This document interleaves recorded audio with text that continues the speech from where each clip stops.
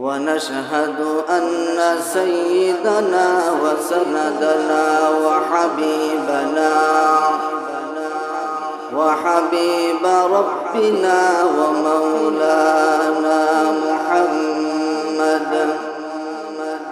ومولانا محمدا عبده ورسوله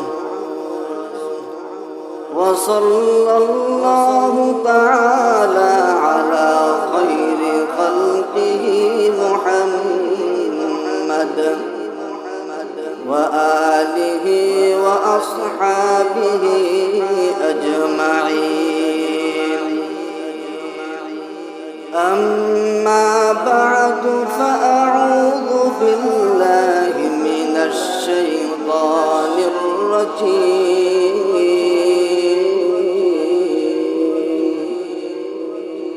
بسم الله الرحمن الرحيم. ألف لام ميم. ذلك الكتاب لا ريب فيه هدى للمتقين. عن أبي هريرة رضي الله عنه قال رسول الله صلى الله عليه وسلم: خير يوم طلعت عليه الشمس يوم الجمعة، فيه خلق آدم، وفيه أدخل الجنة، وفيه أخرج منها، ولا تقوم الساعة إلا في يوم الجمعة، أو كما قال النبي صلى الله عليه وسلم: إن الله وملائكته يصلون على النبي يا أيها الذين آمنوا صلوا عليه وسلموا تسليما. اللهم صل على سيدنا ونبينا وشفيعنا وحبيبنا ومولانا محمد صلى الله عليه وعلى آله وأصحابه وبارك وسلم. بلغ العلا بكماله، كشف الدجى بجماله، حسنت جميع خصاله. صلوا عليه وآله. گری ہردم بگوید لہو، نگوید ٹنٹنا ٹنٹن نٹوٹو. بظاہر سم علمی آیت کے ٹوٹو، کہ در معنا بگوید اللہ لا الہ الا اللہ. جور لا الہ الا اللہ، لا الہ الا اللہ، لا الہ الا اللہ، لا الہ الا اللہ، لا الہ الا اللہ، لا الہ الا اللہ محمد رسول اللہ صلی اللہ علیہ وسلم. আলহামদুলিল্লাহ, আলহামদুলিল্লাহ। আল্লাহ সুবহানাহু তাআলার দরবারে অসংখ্য অগণিত শুকরিয়া, যে মহান রব্বুল আলামিন আমাকে আপনাকে অতি দয়া করে মায়া করে রব্বুল আলামিনের পবিত্র ঘর মসজিদ জুমার দিন শ্রেষ্ঠ দিন। এই দিনে আল্লাহ পাক মায়া করে দয়া করে আমার মতো আপনার মতো বান্দাদেরকে জুমার নামাজ আদায় করার জন্য সুযোগ করে দিয়েছেন। এজন্য অন্তর থেকে শুকরিয়া আদায় করি আলহামদুলিল্লাহ। আল্লাহ সুবহানাহু তাআলা বলেন, নিয়ামত পাওয়ার পর যে বান্দা নিয়ামতের শুকরিয়া আদায় করে, রব্বুল আলামিন তার নিয়ামতকে বাড়িয়ে দেন। আর যেই বান্দা নিয়ামতের নাফরমানি করে অর্থাৎ শুকরিয়া আদায় করে না, আল্লাহ সুবহানাহু তাআলা তার নিয়ামতকে ছিনিয়ে নেন। এজন্য বেশি বেশি নিয়ামতের শুকরিয়া আদায় করতে পারে। আমার মতো আপনার মতো কত মানুষ আজ তারা বিভিন্ন কাজে বিভিন্ন দুনিয়ার ঝামেলার মধ্যে লিপিবদ্ধ আছে। আল্লাহ পাক আমাকে আপনাকে দয়া করে আল্লাহ পাক রব্বুল আলামিনের ঘরে নিয়ে আসছেন। তো আজকে জুমার দিন শ্রেষ্ঠ দিন। এই দিন এটা কেমন দিন? আল্লাহ রাসূল সাল্লাল্লাহু আলাইহি ওয়াসাল্লাম হাদিসের মধ্যে বলেন, সপ্তাহের মধ্যে সব চাইতে শ্রেষ্ঠ দিন হলো শুক্রবার দিন। শুধু তাই নয়, পুরা বছরের মধ্যে সবচাইতে দামি দিন হলো 9 জিলহজ্জা, আরাফার দিন। সবচাইতে দামি দিন আল্লাহ পাক রব্বুল আলামিনের কাছে। আরাফার দিন ব্যতীত সারা বছরের মধ্যে সবচাইতে দামি দিন হলো জুমার দিন, যেটাকে বলা হয় হজ্জুল মাসাকিন। মিসকিনদের হজের দিন আসছে। এই জুমার ফজিলত সম্পর্কে আমি আপনাদের সম্মুখে রাসূলুল্লাহ সাল্লাল্লাহু আলাইহি ওয়াসাল্লামের এক টুকরা হাদিস পাঠ করেছি। عن أبي هريرة رضي الله عنه قال رسول الله صلى الله عليه وسلم خير يوم طلعت عليه الشمس يوم الجمعة। আল্লাহ রাসূল সাল্লাল্লাহু আলাইহি ওয়াসাল্লামের সাহাবী হযরত আবু হুরায়রা রাদিয়াল্লাহু তাআলা আনহুর বর্ণনা। তিনি বলেন, নবী করিম সাল্লাল্লাহু আলাইহি ওয়াসাল্লাম ইরশাদ করেন,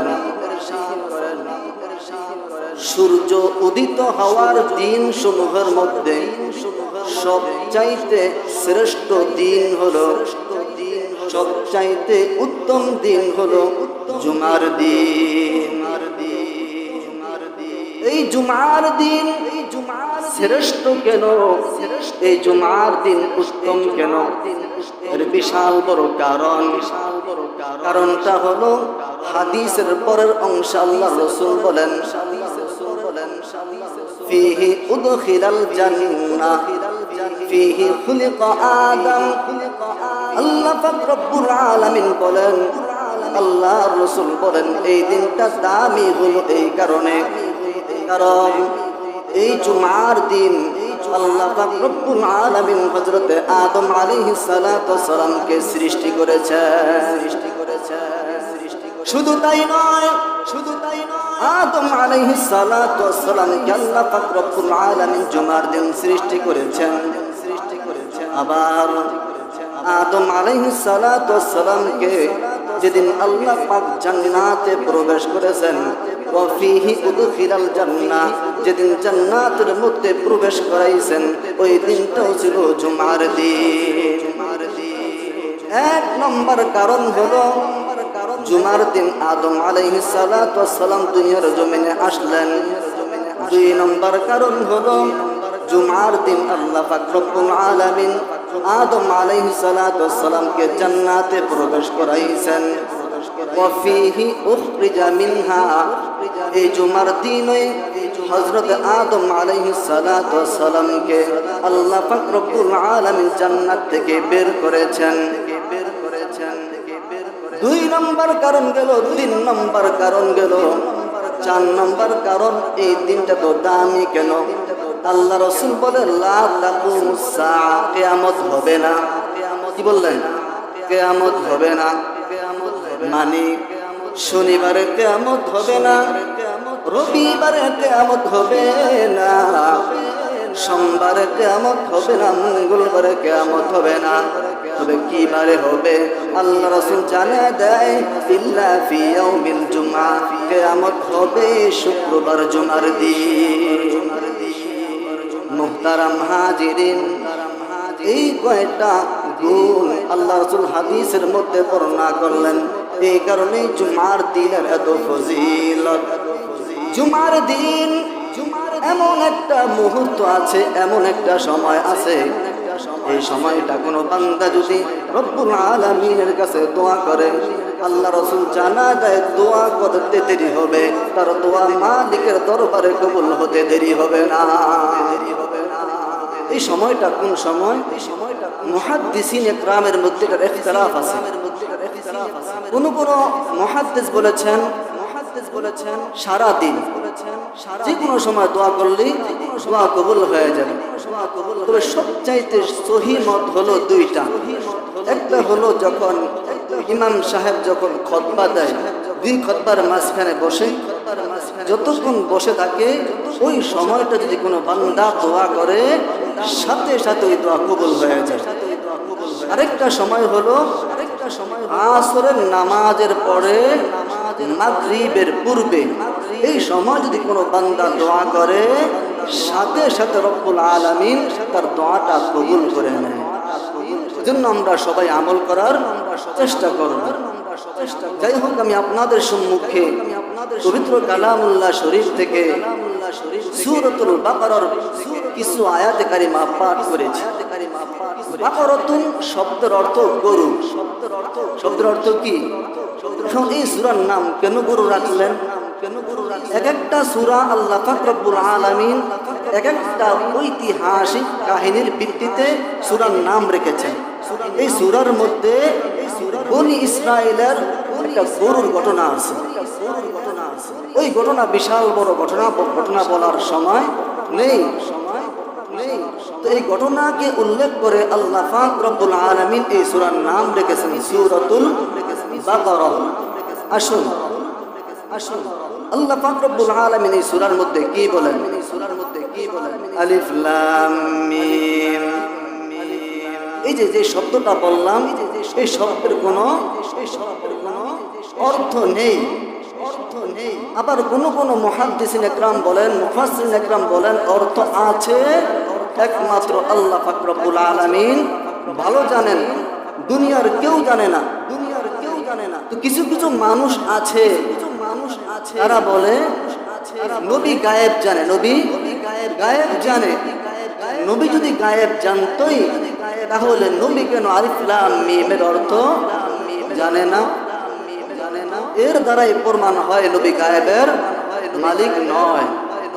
এজন্য মুফাসসিরিন ইকরাম লেখেন আলিফ লাম মিম আল্লাহু আ'লামু বিমুরাদিহি। এই আলিফ লাম মিমের তরজমা একমাত্র আল্লাহ পাক রব্বুল আলামিন ভালো জানেন। যালিকাল কিতাব লা রাইবা ফীহি হুদাল লিল মুত্তাকিন। যালিকাল কিতাব, এটা এমন একটা কিতাব, লা রাইবা ফীহি, যার মধ্যে কোনো প্রকার সন্দেহ নাই, হুদাল লিল মুত্তাকিন, এটা মুমিনদের জন্য হেদায়েত।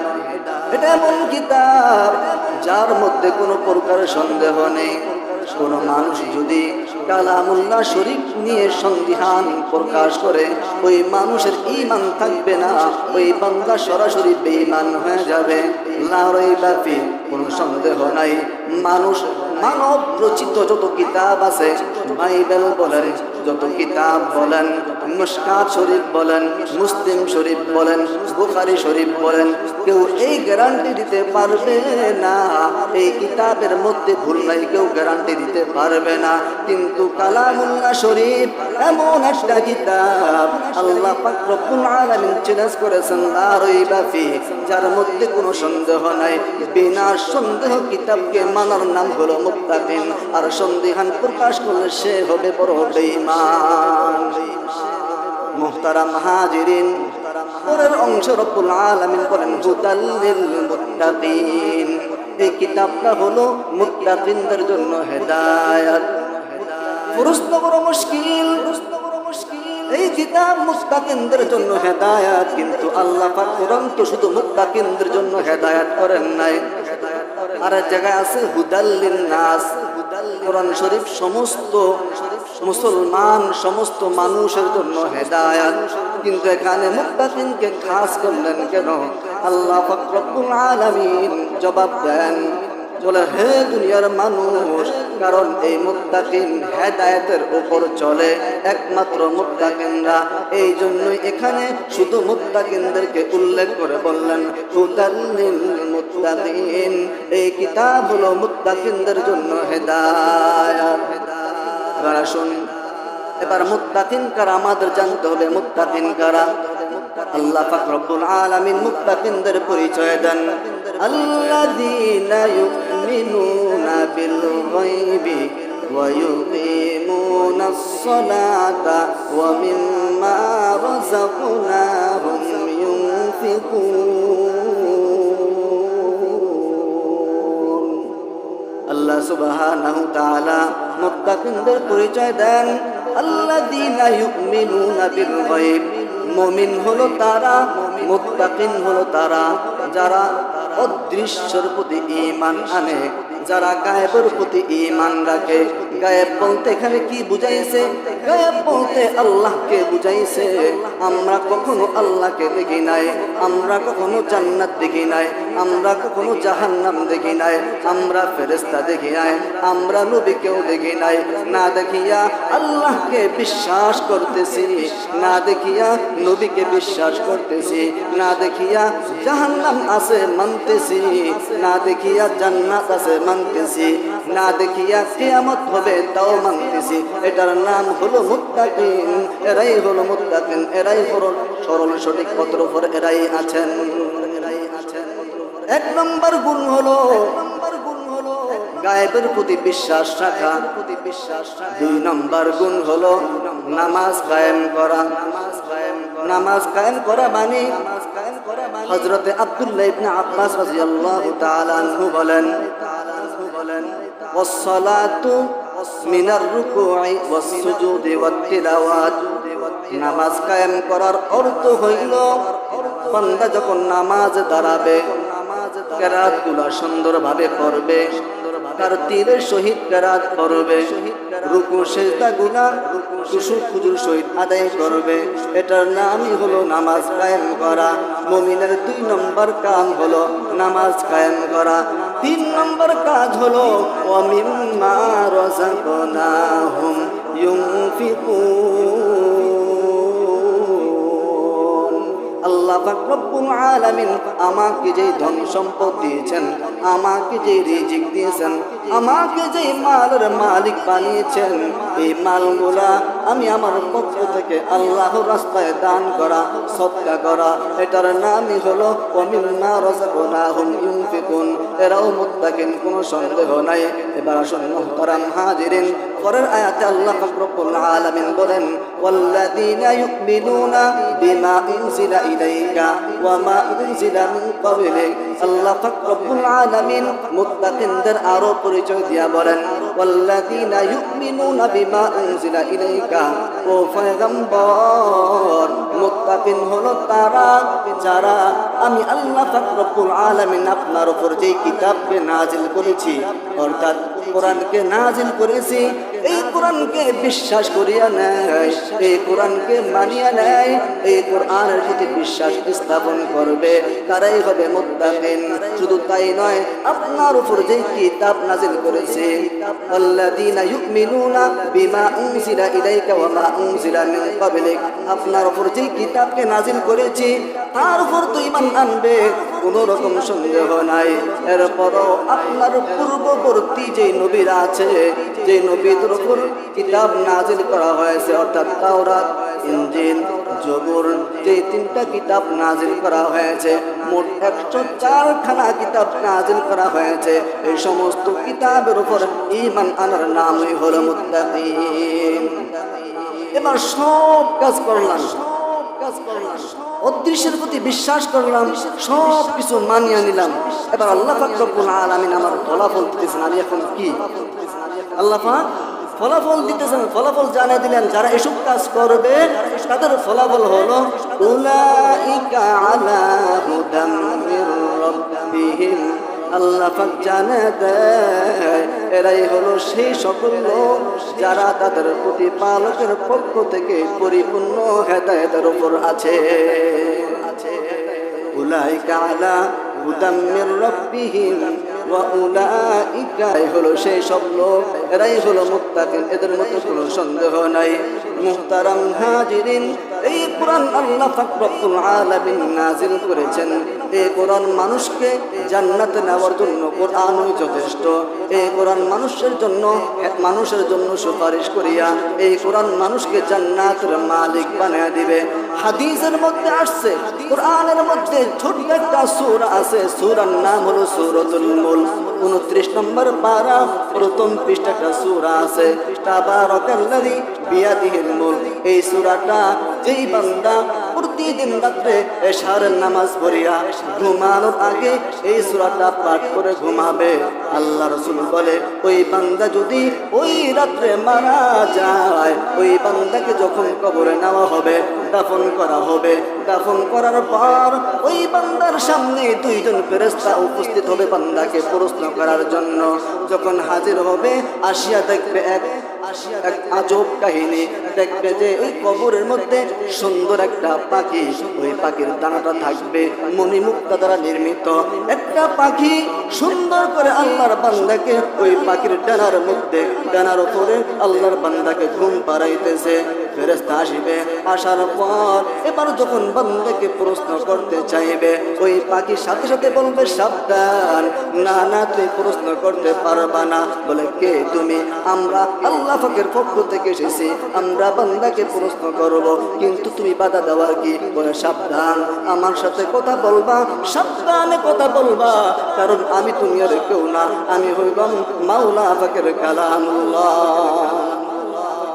তো তুমি কি চাও? বলে আমি চাই এই বান্দা কিয়ামত পর্যন্ত আমার ডানার উপরে ঘুম পারবে আরামের সহিত, এই বান্দার কোনো কষ্ট হবে আমি এটা চাই না।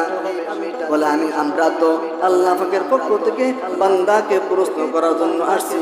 বলে যাও যাও, আল্লাহকে গিয়া বলো সূরাতুল মুলক, আমার নাম হলো সূরাতুল মুলক।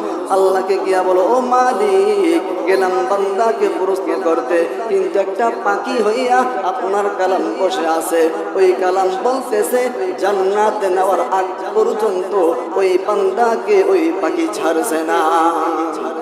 সরাসরি ওই বান্দাকে জান্নাতে পৌঁছানোর পর ওই পাখি তার থেকে আকলা হবে, ওই কোরআন তার থেকে পৃথক হবে। আল্লাহ পাক রব্বুল আলামিন ফেরেশতাদেরকে বলবে ও ফেরেশতা কথার বাড়ায়ও না, যাও যাও জলদি করে বান্দার কবরের মধ্যে জান্নাতের হাওয়া বাতাস জারি করায়া দাও। এজন্য মুহতারাম হাজিরিন, আমল করব, যারা কোরআন পড়তে জানি তারা অন্তত এই আমলটা করবো। সূরা মুলক এটা মাত্র 2 থেকে 2.5 পৃষ্ঠা, 2 থেকে 2.5 পৃষ্ঠা, 29 নম্বর পারা, প্রথম পৃষ্ঠায় এই সূরাটা আছে, সূরাতুল মুলক। যারা কোরআন শরীফ পড়তে পারেন, এশারের নামাজ পড়ার পর বেশি সময় লাগবে না, 5 মিনিট সময় লাগবে, এই সূরাটা পড়ে ঘুমাইবেন। আল্লাহ রাসূল বলেছেন কোনো সন্দেহ নাই ওই বান্দা ওই রাত্রে যদি মারা যায় বিনা হিসাবে জান্নাতে চলে যাবে। আল্লাহ পাক রব্বুল আলামিন যেই পরিমাণ আলোচনা করলাম আমাদের সকলকে আমল করার তৌফিক